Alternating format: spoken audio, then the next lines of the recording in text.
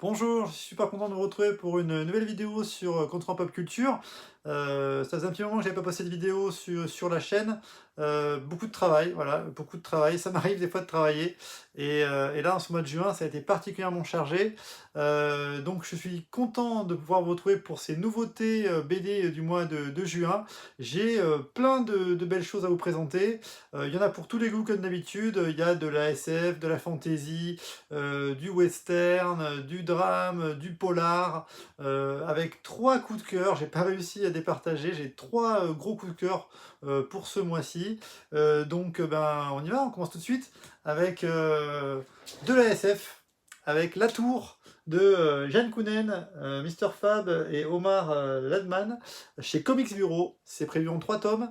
Jeanne Kounen, c'est le réalisateur de Blueberry ou de Doberman. Et bien là, c'est le récit de science-fiction post-apocalyptique, Bruxelles en 2072. L'humanité a été décimée par un virus, tiens donc, c'est bizarre, et du coup s'est réfugié dans une tour. Voilà, l'air extérieur est contaminé, donc on ne peut sortir qu'avec des combinaisons, et du coup, eh bien, ça va être la vie de cette humanité dans ces tours, qui est gérée par une intelligence artificielle omniprésente et omnipotente. Voilà, on est dans un récit un peu à la Transperce-Neige, avec donc voilà, les humains quand ils sont contaminés par l'air extérieur, ils deviennent des zombies. Et voilà, on a un dessin qui me fait penser un peu au Watchmen, côté comics américain des années 90, très coloré. Moi, j'ai beaucoup aimé ce récit qui s'attache au personnage dans cette tour, avec les jeunes qui n'ont jamais connu autre chose que la tour, et puis les anciens qui ont connu la vie d'avant, et puis cette nature hostile. Voilà, j'ai trouvé que c'était parti pour être très très bien. On va voir, il y a la suite en 3 tomes, mais en tout cas, ça fait figure de petits futurs classiques, la tour. Si vous aimez la SF, c'est Comics Bureau, je vous le recommande chaudement. C'est très très bien. Ensuite, chez Comics Bureau, toujours, la suite de Valhalla Hotel, c'est le tome 2, c'est Hit the Gun. Voilà, on est dans un univers un peu, là, il faut flinguer Ramirez, on l'avait déjà dit, côté Tarantino, un peu, l'Ouest américain, voilà, ces motels au bord de la route, où il y a des espèces de nazis qui font des expériences génétiques. On a des personnages, les shérifs complètement débiles, il y a des fous furieux qui ont des armes dans tous les sens et qui tirent sur tout ce qui bouge. Et on a un couple improbable d'un champion de ping-pong et son entraîneur qui se retrouvent là. Les dialogues sont savoureux, il y a beaucoup d'humour. Voilà, ça part un peu dans tous les sens. Là, c'est un tome de transition parce que le dernier tome, à mon avis, ça va être l'apothéose, ça va vraiment exploser. Et donc, on a beaucoup de plaisir à retrouver ces personnages et cet univers. Voilà, bariolé, déjanté, bien dessiné, bien scénarisé. Voilà, c'est très sympa, c'est du fun. Voilà, du plaisir de retrouver cet univers. Vivement le tome 3. Ensuite, un roman graphique de Winchus, J'ai tué le soleil chez Gallimard. Voilà, cette couverture m'avait un peu intrigué. Et c'est vrai que je trouve que voilà, on est dans un univers où on retrouve Karl, un personnage qui essaye de survivre. Voilà, pareil, l'humanité a été décimée par un virus, et Karl essaie de survivre au milieu des rares survivants, dans un univers un peu, voilà, Walking Dead, Last of Us. Et du coup, eh bien, on suit ce pauvre Karl qui essaie de survivre. Alors il y a quelques pages en couleur, voilà, il y a le côté la nature qui reprend le dessus sur la civilisation. Et quand il tombe sur des animaux, il se fait attaquer, ou quand il tombe sur des humains, il se fait attaquer. Donc c'est du survival. Et puis là où ça va être intéressant, où ça va changer un peu de style, c'est que on va voir ce qu'a vécu Karl avant, et on va se rendre compte que Karl était une personne très particulière, avec des motivations très particulières. Il a un secret, il avait un projet, et donc on va découvrir tout ça. C'est un livre un peu coup de poing, voilà, qui bouge, qui vous rentre dedans. Voilà, très noir, très sombre. Si vous aimez ce genre d'histoire un peu violente, un peu dure, la rage de Karl, c'est intéressant. Franchement, voilà, si vous aimez ce style-là. Ensuite, Sigrid, chez Delcourt, on est chez les Vikings, qui sont très à la mode en ce moment, par Chauvel, Pion et Loup. Premier tome, c'est prévu en 2 tomes. Les Vikings qui ont découvert l'Amérique. Voilà, et bien là, une histoire de Vikings qui tombe sur une expédition viking qui tourne mal, les Vikings se entretuent, et une jeune Viking va se retrouver témoin de ces violences inter-Vikings, et donc pourchassée par un groupe de Vikings, elle va trouver un Indien qui va l'aider pour survivre, et ensemble ils vont essayer de s'échapper dans cette magnifique nature américaine. Voilà, c'est des très beaux paysages. C'est bien dessiné, par moments très bien, d'autres moments il y a certains dessins qui font un peu bâclé. Voilà, mais si vous aimez ce style-là, si vous avez envie de voir un peu un survival dans la nature entre ce groupe de Vikings et cet Indien, ça peut être sympa, surtout que c'est en 2 tomes. Ensuite, chez Glénat, mauvaise réputation, c'est du western, la véritable histoire d'Emmett Dalton. Voilà, les Dalton, ils sont à la mode aussi en ce moment, c'est par Ozanam et Emmanuel Bazin. Ça se veut être la vraie histoire de la bande des Dalton. Voilà, c'est très bien mis en page, il y a des couleurs très froides dans les verts, les gris, c'est un parti pris graphique assez particulier, mais moi j'ai bien aimé. Donc on trouve Emmett Dalton qui est approché par un réalisateur qui a un scénario, qui veut faire un film sur leur vie, et du coup il approche Emmett Dalton qui est devenu un peu alcoolique en ville, qui est loin de ses faits de gloire, voilà, et donc du coup il va lui retracer sa vie, et comment ils étaient au départ marshal, ils sont devenus des hors-la-loi. Franchement, c'est bien documenté, c'est bien fait, c'est bien dessiné, c'est joli. Franchement, ça donne envie de continuer. Si vous aimez le western, c'est prévu, je crois, je sais pas en combien de tomes, en 2 tomes, voilà, en 2 tomes. Donc voilà, c'est bien, maintenant ils annoncent à l'avance le nombre de tomes. Et c'est bien quand on va se lancer dans une série, ou pas. Si vous aimez la fantasy, le dernier des dieux, 2e tome de Kennedy Johnson et Riccardo Federici chez Urban. Alors de la fantasy, moi j'avais beaucoup aimé le 1er tome. C'est de la fantasy, vous voyez, la carte.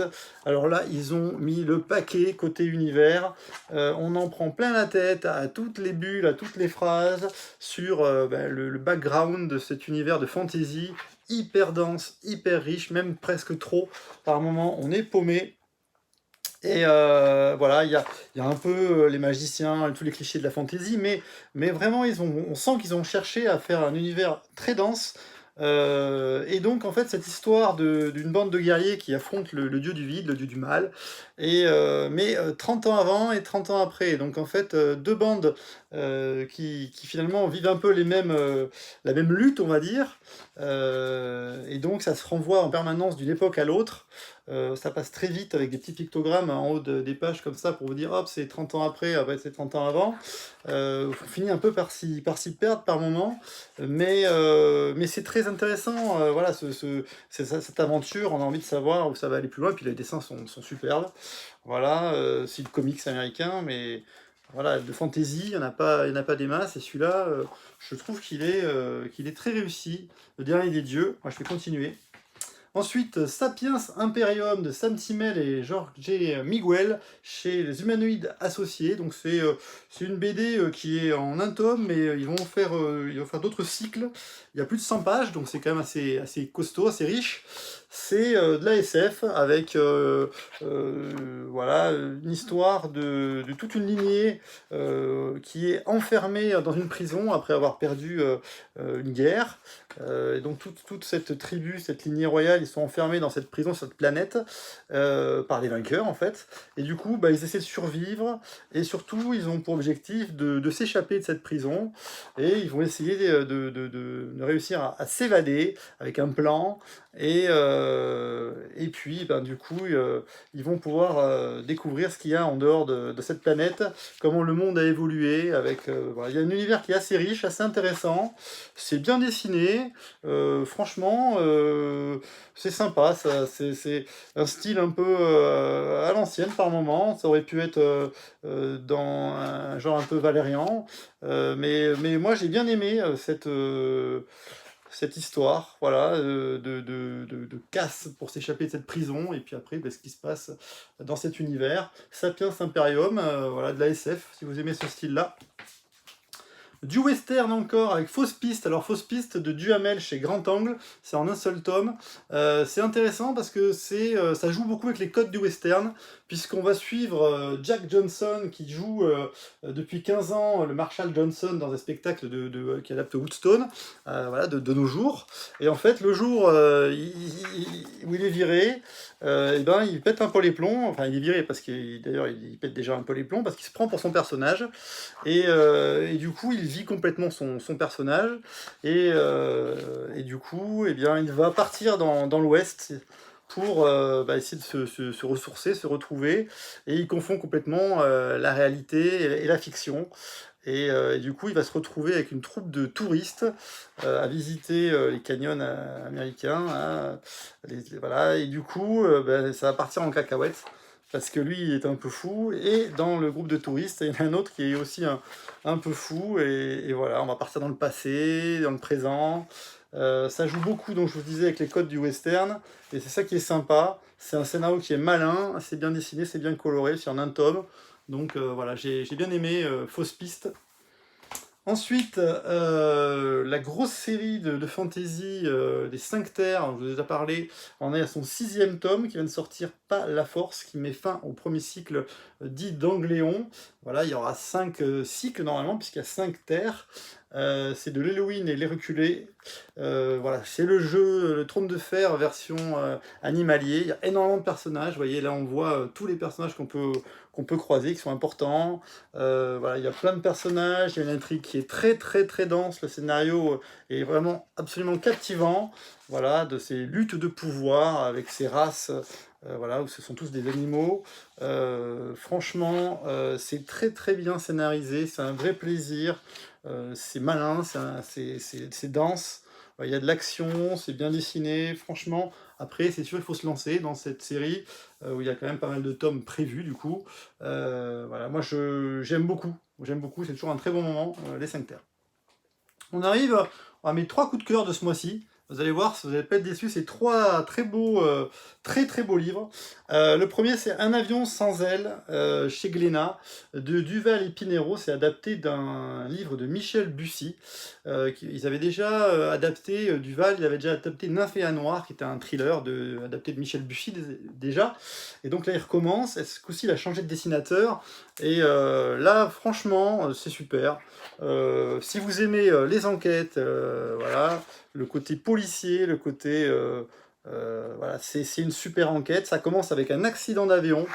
Et cet accident d'avion, il n'y a aucun survivant, à part un bébé. Sauf que dans cet avion, il y avait au départ 2 bébés, et que personne n'est capable de dire à qui il appartient. Les familles de chaque côté se déchirent pour dire qu'ils reconnaissent le bébé de leur famille. Et du coup, eh bien, bah, c'est une véritable enquête. Un détective privé est chargé de résoudre cette enquête qui n'en finit pas. Et ce détective privé, eh bien, au début de ce livre, finit par trouver la solution qu'il ne nous donne pas, et qu'il nous donnera à la fin de la BD. Et il va nous donner son journal de recherche, et on va suivre toute cette enquête. Voilà, c'est hyper bien dessiné. Franchement, chaque case est très très belle. On est un peu dans le style espagnol. Ça fait penser un peu au style Contrapasso. Voilà, des BD très très bien dessinés, très denses, très bien colorés. Franchement, moi j'ai adoré. Voilà, il y a des belles couleurs. Puis cette histoire, elle est vraiment bien tortueuse. Pour retrouver le dénouement, c'est en un seul tome. Voilà, c'est vraiment moi ce que je recherche en ce moment, c'est des BD, voilà, avec beaucoup de pages. Ça coûte 25 €. Il y a 170 pages, voilà, c'est en un seul tome, c'est bien dessiné, c'est un super scénario, franchement, hyper solide, bravo, Un avion sans aile chez Glénat. Un autre coup de cœur de ce mois-ci, chez Rue de Sèvres, Entre les lignes, de Dominique Mermoux. C'est adapté du roman de Baptiste Beaulieu, qui s'appelle Toutes les histoires d'amour du monde. Et c'est un peu un drame, c'est hyper touchant. C'est l'histoire d'une famille avec un fils qui n'a plus trop de relation avec son père, ça se passe pas très bien, et ce père, il est pas bien depuis que son propre père est mort, et en mourant, lui a légué ses carnets intimes, et dans ces carnets intimes, il s'est rendu compte que son père avait eu une histoire d'amour terrible, et un enfant qu'il n'a pas connu. Et donc du coup, il en fait une véritable infarctus, et derrière, il a confié à son fils ses carnets pour essayer qu'il fasse des recherches, pour retrouver un petit peu voilà, l'histoire de cette famille.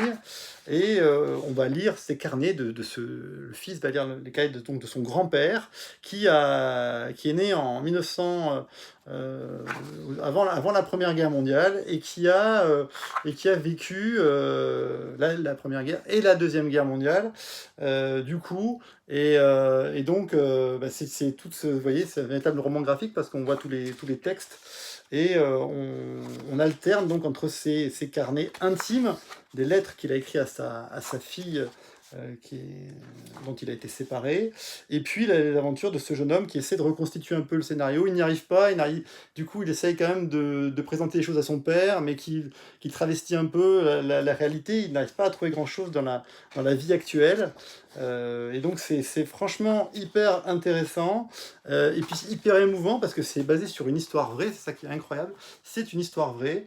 Et du coup, c'est une incroyable histoire pendant la Seconde Guerre mondiale, de cet amour qui ne va pas au bout, et puis de cet enfant perdu, et puis donc du coup des relations d'un fils avec son père, un petit peu comme on pouvait avoir dans Maus. Voilà, c'est différent, mais ça fait penser un peu à ça. Et puis surtout, il y a beaucoup d'émotions, et moi je trouve que quand l'émotion est là, c'est que c'est réussi. Il y a plus de 170 pages aussi, ça coûte 20 euros.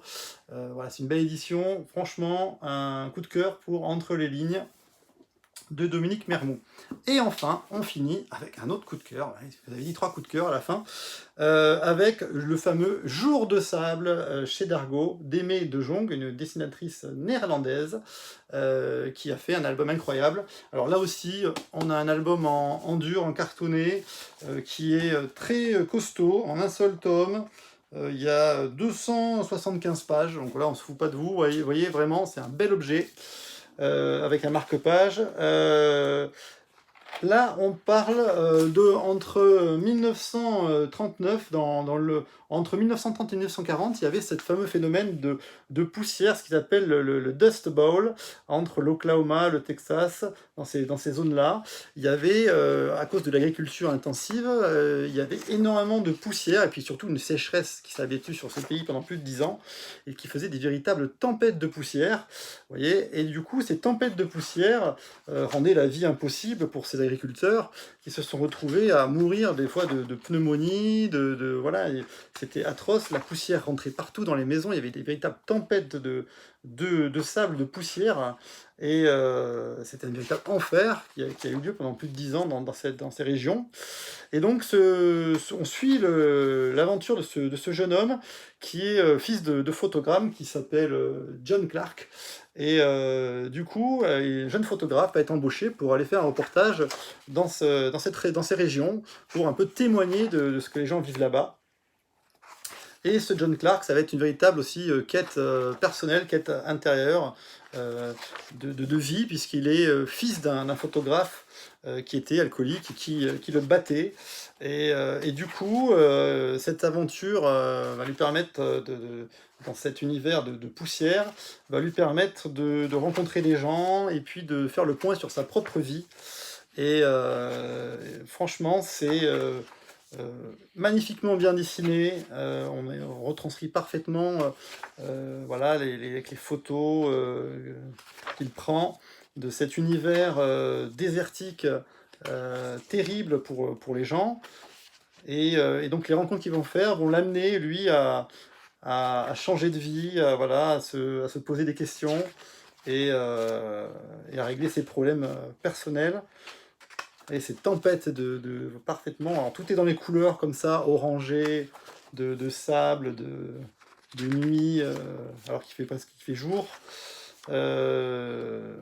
C'est très très bien fait, franchement. Elle retranscrit parfaitement, je trouve, l'ambiance. Et puis cette histoire, voilà, est bien scénarisée, il y a de l'émotion. Franchement, super. Et à la fin, vous avez un petit récit qui vous explique un peu ce que c'était à l'époque là-bas. Voilà, quelques pages avec des photos pour vous expliquer. Voilà. Donc un très bel objet, un très beau livre, un vrai coup de cœur, Jour de sable. Et vous voyez, les 3 derniers que je vous ai présentés, je les ai adorés, je les ai trouvés très très solides. Je trouve qu'en ce moment, il y a vraiment des productions excellentes. Là, ça va se calmer un petit peu avec le mois de juillet-août, où généralement, il y a beaucoup moins de productions. Bon, j'essaierai quand même de vous faire une nouveauté vidéo juillet-août en essayant de retrouver des petites pépites. Voilà, j'espère que vous avez eu plaisir à retrouver mes vidéos. Et puis, je vous dis à bientôt pour de nouvelles vidéos. Je vais essayer de retrouver un rythme un peu plus régulier. Voilà, à bientôt, au revoir.